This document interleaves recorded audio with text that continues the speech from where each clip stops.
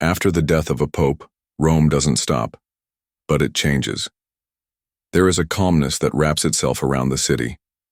It doesn't matter if you are a pilgrim, a tourist, a local, or just someone passing through.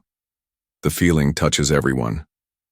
The air becomes heavier, the sounds become softer, and the streets take on a new kind of silence. The Vatican, which normally buzzes with daily activity, becomes the center of global attention and quiet mourning.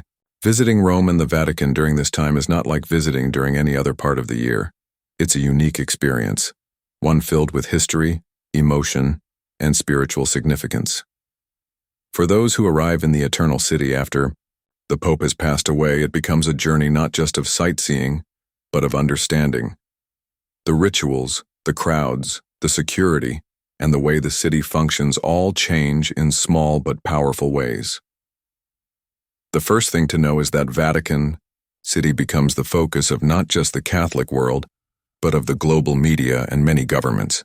Leaders from around the world begin to make travel plans to attend the funeral. Journalists arrive to cover the events. Pilgrims flood into the city, hoping to pay their respects. All of this creates a very different kind of atmosphere than the usual tourist experience.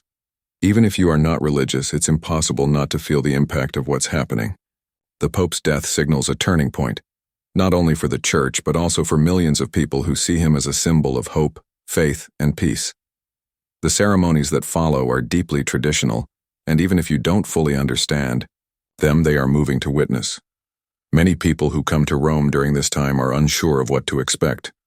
There may be confusion about what is open, how to get around, and what kind of behavior is appropriate. That's why it's helpful to understand how the city and the Vatican operate during this period of mourning. First, expect large crowds. People will travel from all over the world to be part of the moment. They will come by plane, by train, and even by foot. Hotels in the Vatican area and central Rome will likely be fully booked. If you're planning a visit, it's important to reserve your accommodation as early as possible. Prices may go up due to demand, and last-minute options could be limited. Public transport may also be affected. Buses and metros will still run, but some routes may be delayed or changed to handle the crowds. Streets around the Vatican may be blocked off to cars.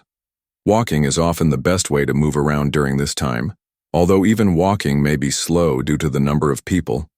Patience is key. Security will be tight. You will see police, soldiers, and Vatican guards everywhere. They're there to protect not only the visitors but also world leaders who attend the funeral. Bag checks and metal detectors will be common.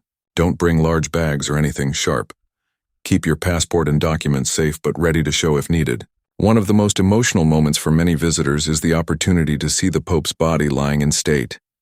His remains are typically placed inside St. Peter's Basilica, where the public can pass by and pay their respects. This is a deeply solemn experience. People often wait for hours, sometimes standing in line through the night just for a few quiet seconds in front of the Pope. The line to enter the Basilica will wrap around St. Peter's Square. Be prepared for long waits. Bring water, wear comfortable shoes, and if possible, come early in the morning or late at night when the crowds are a bit smaller. Don't expect to take selfies or photos inside. This is a time for silence and respect. St. Peter's Square becomes the center of the world during this time.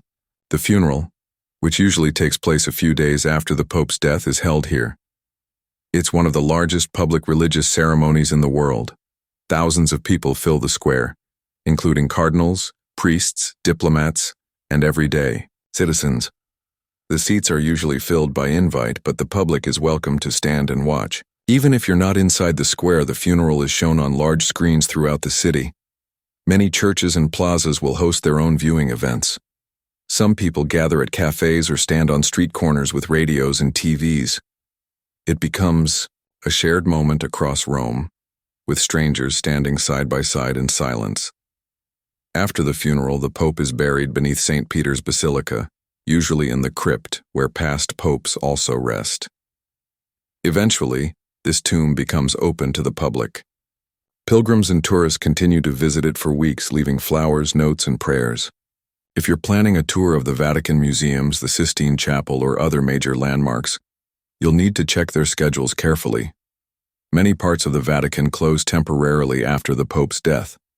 Staff members are often involved in organizing the ceremonies, so some operations slow down or stop altogether.